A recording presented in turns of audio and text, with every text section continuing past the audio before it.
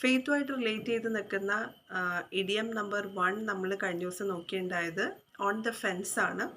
If you are not able to take a decision about something or if you are confused about something we can say that we are on the fence. നമുക്കൊരു തീരുമാനമെടുക്കാൻ പറ്റാത്ത അവസ്ഥ, അതിനാണ് നമ്മൾ we are on the fence എന്നുള്ള idiom use ചെയ്യുന്നത്. ഇനിയും idiom number 2 leap of faith ആണ്. ലീപ്പ് ഓഫ് ഫെയ്ത്ത് എന്ന് പറയുമ്പം an action of believing something that cannot be easily believed.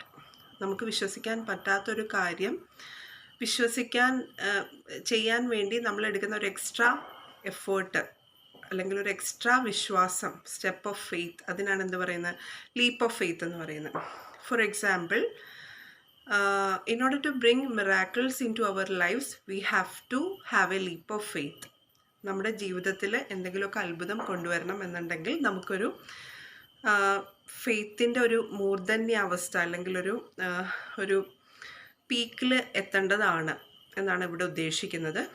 It took a leap of faith for me to quit my job and to try something new.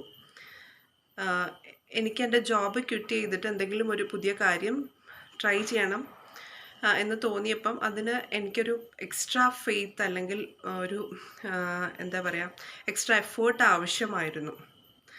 ഇതാണ് leap of faith എന്ന് പറയുന്ന idiom കൊണ്ട് ഉദ്ദേശിക്കുന്നത്.